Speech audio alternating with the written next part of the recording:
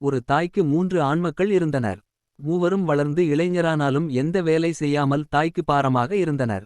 வேலை செய்யாமல் இப்படி வாழ்வது தவறு என்று தாய் வருத்தமாக கூறினாள். சகோதரர் மூவரும் கூடிச் சிரித்தனர். பின்பு தன் தாயார் சொன்னதைப் பற்றி சிறிது யோசனை செய்தனர். 3 நாட்களுக்கு மூவரும் தனித்தனியாகச் சென்று எப்படியாவது பெரும் பொருள் பெற்று தாயாரிடம் கொடுத்து அவளுடைய பாராட்டை பெற வேண்டும் என்று தீர்மானம் செய்தனர். தாயாரிடம் தங்களுடைய எண்ணத்தை கூறினர். அவளும் மகிழ்ந்து அன்புடன் விடை கொடுத்து அனுப்பினாள். மூத்தவன் கருங்காலி நாட்டுக்குச் சென்று சுற்றி பார்த்தான். அங்கு திருடர்கள் மிகுதி. திருடர்களை பிடித்துக் கொடுப்போருக்கு பெரும் பொருள் தருவதாக அரசன் அறிவிப்பு செய்திருந்தான். அரசனும் மாறு வேடத்தில் இரவில் பல இடங்களுக்கு அமைச்சருடன் சென்று சுற்றி வருவதையும் அறிந்தான். ஒரு பெருவழிப்பாதை காட்டருகில் சென்றது. அந்த இடத்தில் ஒரு கடையை கட்டி வியாபாரம் தொடங்கினான். அதைக் கண்ட அனைவரும் வியந்தனர். இந்த இடத்தில் வியாபாரம் நடக்குமா என்பது பலருடைய மனதில் எழுந்த கேள்வி.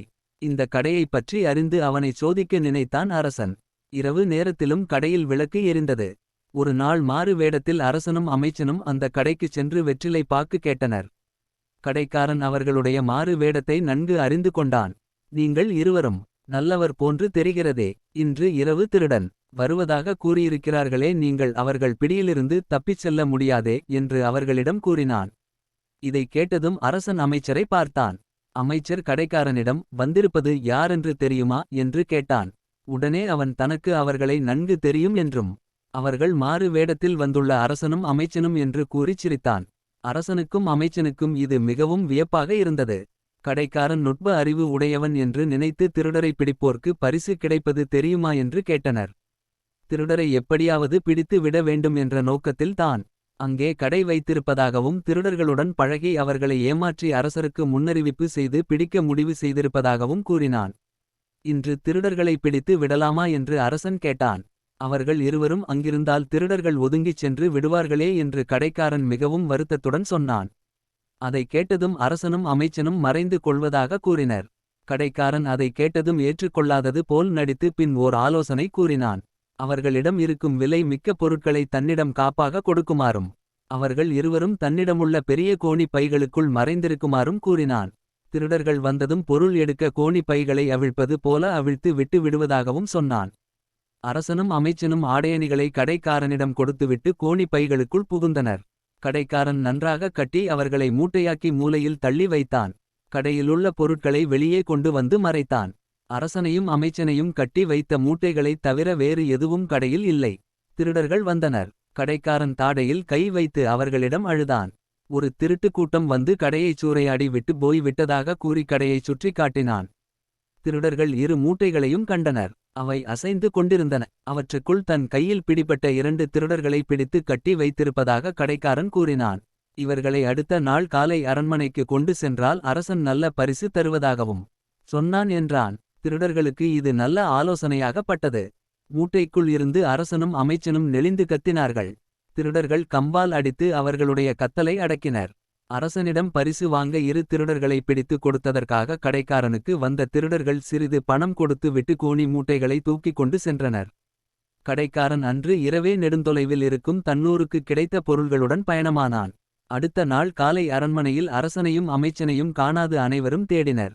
நாலா பக்கமும் ஆட்கள் அனுப்பப்பட்டனர். அந்தச் சமயத்தில் 4-5 பேர் 2 மூட்டைகளை தூக்கிக் கொண்டு அரண்மனைக்கு வந்தனர். மூட்டைகளை அவிழ்த்து பார்க்கும்போது ஆடையணிகள் இன்றி மாறு வேடம் களைந்து இரவு முழுவதும் மூட்டைக்குள் இருந்த களைப்புடன் அரசனும் அமைச்சனும் வெளிப்பட்டனர். உண்மையான திருடர்களை பிடிக்க ஆணையிட்டனர். ஆனால் திருடனுக்கு திருடனான கடைக்காரனை யாராலும் பிடிக்க முடியவில்லை. 3 சகோதரர்களில் இரண்டாமவன் வெண்காலி நாட்டுக்கு பணம் சம்பாதிக்கச் சென்றிருந்தான். அங்குள்ள அரசன் வினோதமான பொருள்களின் மேல் பெரும் ஆசை கொண்டவன் என்பதை கேள்விப்பட்டான். அவனை மயக்கி பெரும் பணம் பெற திட்டமிட்டான். அதே நாட்டருகிலுள்ள ஒரு காட்டுக்கு பக்கத்தில் குடிசை ஒன்றை கட்டினான். அதைச் சுற்றி நல்ல வேலி அமைத்தான். நடுவில் ஒரு பச்சை மரத்தை இலைகளை பறித்து விட்டு நட்டான். அதில் பல நிற பட்டு துணிகளை கட்டி தொங்கவிட்டான். அதுதான் பட்டு காய்க்கும் மரம் என்று நாடெங்குமறிவித்தான். மக்கள் கூட்டம் கூட்டமாக பார்த்தனர். ஆனால் யாரையும் மரத்தின் பக்கத்தில் நெருங்க அனுமதிக்கவில்லை. அதன் பெருமை பற்றி கூறிக்கொண்டிருந்தான்.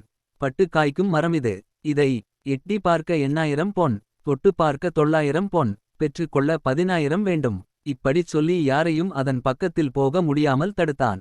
மக்களின் ஆவல் நாளுக்கு நாள் மிக பெருகி மன்னனிடம் செய்தி சொன்னார்கள். நூதன பொருட்களில் ஆசை மிக்க அரசன் அதை 10000 பொன் கொடுத்து வாங்கி விடுமாறு கூறினான். மன்னன் நேரில் வந்து பார்த்து அதன் பெருமையை பார்த்தால் தான் மரத்தை அவனுக்கு கொடுப்பதாக கூறினான்.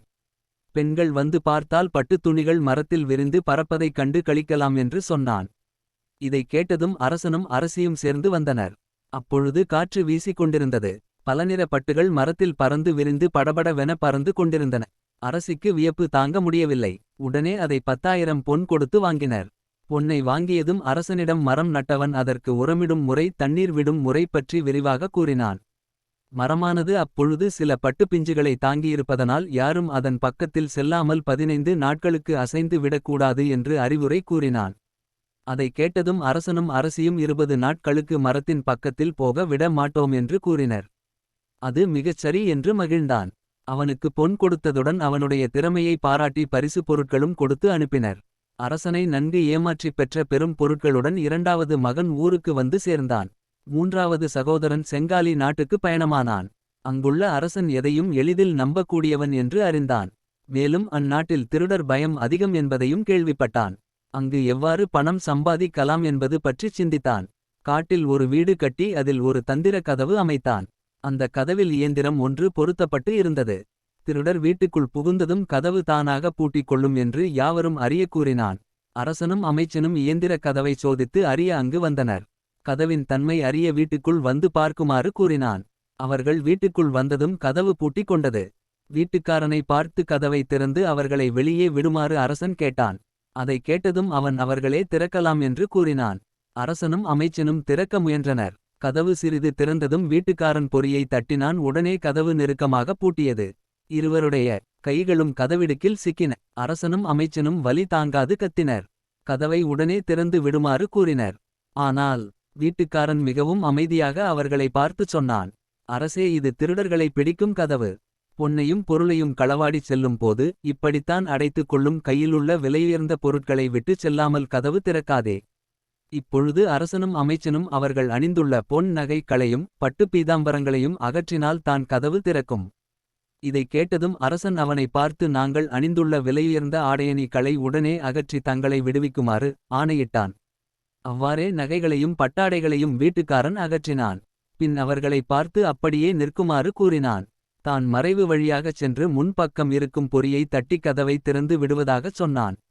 அரசனும் அமைச்சனும் கைவலியை தாங்க முடியாமல் அவன் முன்பக்கம் வரப்போவதை ஆவலுடன் பார்த்து கொண்டு நின்றனர். ஆனால் அவனோ அனைத்தையும் மூட்டையாக கட்டி எடுத்துக்கொண்டு வீட்டின் பின் பக்கமாகச் சென்று மறைந்தான். நேரம் இருட்டியது. அரசனையும் அமைச்சனையும் அரண்மனையில் காணாது அனைவரும் தேடினர்.